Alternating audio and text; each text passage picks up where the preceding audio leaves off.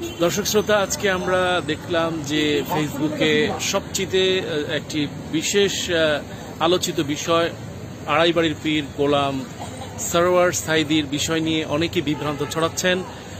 কাজী এই বিভ্রান্তি না ছড়িয়ে আজকে দেখুন সরাসরি তার এই হাসপাতালে আমি এসেছি এবং তার ভাইদের সাথে কথা বলেছি।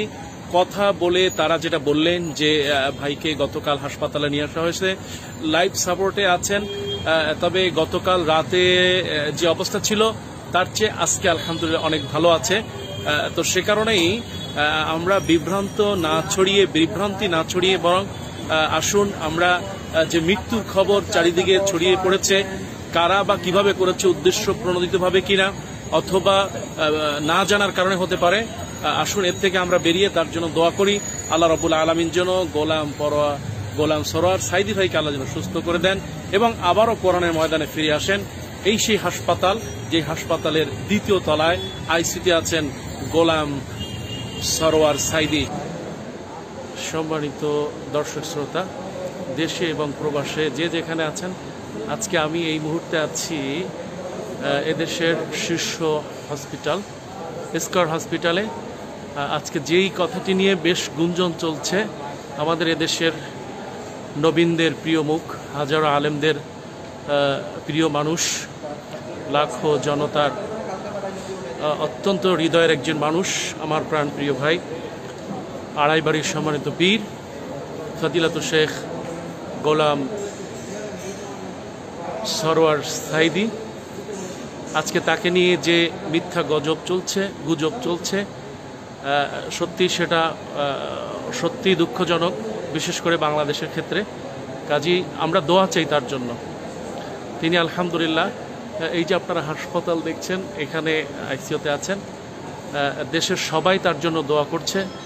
আলহামদুলিল্লাহ, ডাক্তার বলেছেন গতকালের চেয়ে আজকে অনেক ভালো, আলহামদুলিল্লাহ অনেক ভালো, তবে সংখ্যামুক্ত নয়। আপনারা যে যেখানে আছেন তার জন্য বেশি বেশি করে দোয়া করুন। আল্লাহ পাক যেন আমাদের এই প্রিয় মানুষটিকে আবারও কোরআনের ময়দানে ফিরিয়ে নিয়ে আসে এবং যাতে করে এই মানুষটি যে খেদমত করছেন সেই খেদমত যেন আল্লাহ দীর্ঘায়ু করে দেন। আমরা তার আশেপাশে অনেকেই আছেন, তার ভাই আছেন, তার মাদ্রাসা আছেন, অনেকরাই আছেন। আমরা একটু তার ভাইয়ের কাছ থেকে একটা মিনিট আপনারা শুনুন। আসসালামু আলাইকুম ওয়া রাহমাতুল্লাহ। আমি সবার কাছে আমার ভাইয়ের জন্য দোয়া চাই। আলহামদুলিল্লাহ, গতকাল থেকে আজকে ডাক্তার যেটা বলেছেন যে আলহামদুলিল্লাহ সুম্মা আলহামদুলিল্লাহ ভালো আছেন, তবে উনি শঙ্কামুক্ত নয়। সবার কাছে ওনার নেক হায়াতের জন্য দোয়া চাই। আল্লাহ যেন আমাদের মাঝে ওনাকে আবার দ্বীনের খেদমত করার তৌফিক দেয়। আসসালামু আলাইকুম ওয়া রাহমাতুল্লাহি ওয়া বারাকাতুহু। ওয়ালাইকুম আসসালাম। অনেক সুন্দর আপনারা মেসেজটা পেয়েছেন। কাজে আমাদের দায়িত্ব হচ্ছে ফাইন্না সিদক ইয়াহদি ইলাল বির ওয়া ইন্নাল বির ইয়াহদি ইলাল জান্নাহ। কাজে আমরা জান্নাতে যাওয়ার জন্য সত্যটা প্রচার করব, মিথ্যা থেকে বিরত থাকব এবং অপপ্রচার থেকে আমরা বিরত থাকব। আল্লাহর কাছে দোয়া চাই, আল্লাহ পাক যেন আমার এই প্রিয় ভাই, তিনি এই মুহূর্তে হাসপাতালের এই যে আপনারা দেখতে পাচ্ছেন ইমার্জেন্সি দোতলায় তিনি আছেন এবং তার আলহামদুলিল্লাহ এখানে অনেকেই আছেন, মাদ্রাসার তার সবাই আছেন। আমরা এখানে আলহামদুলিল্লাহ দীর্ঘ সময় ধরে এক হাসপাতাল থেকে আরেক হাসপাতাল ট্রান্সফার যা করার এই ভাইরাই করছে। আজকে তাদের থেকে একটু কথা আমরা শুনব। প্রিয় কথা বলছেন প্রিয় ভাই। আসসালামু আলাইকুম, আমি শেখ মোহাম্মদ কামাল উদ্দিন, হুজুরের একজন সহকর্মী, আড়াইবাড়ি ইসলামী সাইদি কামিল মাদ্রাসা সহকারী অধ্যাপক। তিনি আল্লাহর মেহরবানিতে আগের চেয়ে কিছুটা স্বাস্থ্যগতভাবে একটু উন্নত হয়েছে, ডাক্তার বলেছেন। তা আমরা কোনো গুজবে কান দিব না, আমরা আশা করি সঠিক খোঁজখবর নিয়েই আমরা তার জন্য দোয়া করব। আজহারি সাহেব এখানে আছেন, আর ওলামায়ে কেরাম এখানে পরিদর্শন করছেন। ধন্যবাদ সকলকে। আপনারা শুনতে পেলেন, যেমনটি শুনছিলেন যে আলহামদুলিল্লাহ তিনি গতকালের চেয়ে সুস্থ আছেন, তবে শঙ্কামুক্ত নয়। এই কথাটাই আমরা বলবো এবং আল্লাহর কাছে চাইবো যে আল্লাহ তুমি শঙ্কামুক্ত করে দাও। হ্যাঁ, তো আমরা এখানে অনেক আলেমরা এসেছে, আল্লামা কামালউদ্দিন জাফরি হাফেজাহুল্লাহ তিনি সবসময় খোঁজ নিচ্ছেন, আল্লামা তারেক মোনার খোঁজ নিচ্ছেন, আমাদের মিজানুর রহমান আজহারি ভাই খোঁজ নিচ্ছেন। সারা পৃথিবীর যারা আছে দর্শক শ্রোতা এবং তার ভালোবাসার মানুষগুলো খোঁজ নিচ্ছেন, কাজেই আপনারা কেউ বিভ্রান্ত হবেন না এবং দোয়া করুন আল্লাহর জন্য তাকে সুস্থ করে আবার জাতির কাছে ফিরায় নিয়ে আসেন, আমরা সেই প্রত্যাশা করছি।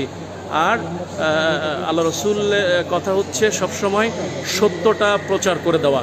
আপনি এই কথাগুলো শেয়ার করুন এবং ভালোবাসলে মানুষের কাছে পৌঁছায় দিন। যে সবাই কিন্তু আমরা প্রহার গুনছি যে আল্লাহ তাকে সুস্থ করে ফিরে নিয়ে আসবেন ইনশাআল্লাহ। সে কারণেই কোনো অবস্থাতেই আপনারা এই গুঞ্জনে কান দেবেন না। আল্লাহ রাব্বুল আলামিন তিনি যেভাবে তার মানুষকে খেদমতের জন্য যেভাবে সারা পৃথিবীর মানুষের কাছে পরিচয় করিয়ে দিয়েছেন, আল্লাহর কাছে দোয়া করব ভাইটিকে যেন আল্লাহ আরও দিনের ময়দানে আরও বেশি করে খেদমত দেওয়ার জন্য এই আইসিইউ থেকে যেন আড়াইবাড়ি দরবারে সুস্থভাবে আল্লাহ যেন ফিরে নেন, সেই প্রত্যাশা করছি। আপনারা যাকে তাকে ভালোবাসেন, হৃদয় থেকে মহব্বত করেন, রাসূল সাল্লাল্লাহু আলাইহি ওয়াসাল্লামের এই একজন ওরাসাতুল আম্বিয়া, তার জন্য আপনারা দোয়া। আজকে কষ্টের খবর শুনো, আড়াইবাড়ির বর্তমান পীর সাহেব কাবলা গোরাম সারোয়ার সাইদি আজকে আসার সময় গাড়িতে বৈশা ওনার ছোট ভাই খবিরের সাথে আমি কথা বলছি। খবির কাঁদতেছে, আমি বললি খবির কান্দো না, বায়েকের হুজুর বা ওই আড়াইবাড়ির হুজুর গত কয়দিন আইসিইউতে ছিল, পরশুদি গতকালকে আবার হঠাৎ করে শরীরটা খারাপ হয়ে গেছে, আবার আইসিইউতে আনছে। নমুনাটা বেশি ভালো না, শোনার পরে আবার কলিজায় পানি নাই।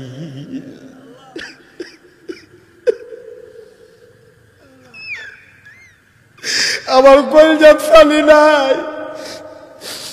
আল্লাহ না করুক, আল্লাহ না করুক, দুনিয়া থেকে একদিন তো যাবেই। এই অবস্থায় গেলে কে আমারে মুশতাক ভাই বলে ডাকবে, কে আমারে ফোন করে কথা বলবে, পরামর্শ করবে, আমি কার সাথে ফোন করব, কসবা গেলে আমি কার বাড়িতে যাব। আমরা জানো না এই বাংলাদেশ ইসলাম এমনি এমনি আসে নাই। হাক্কানি পীর মাশায়েখেরা বড় কষ্ট করে ইসলাম দিয়া গেছে। ওই গোলাম হাক্কানি পীর সাহেব, আসগর আহমদ পীর সাহেব যেই কষ্টটা এই এলাকাত করছে, নাগাইশের মরহুম পীর সাহেব আমার দাদা জান আব্দুর রাজ্জাক রহমাতুল্লাহ আলাই, আমরা তো গাড়ি দিয়া মাগরিবের নামাজ পড়া চা খাইয়া আমি গাড়িতে উঠছি। আবার কি সুন্দর মাহফিল বায়েক আইয়া পড়ছি, আবার বাফে বায়েক মাহফিল সেরা শু করে 20 মিনিটে টান দিয়া নাগাইশ চলে যাব। মরহুম পীর সাহেবরা ফাওয়ে আটটা আটটা রে ফাউরি ফুল লেগেছে।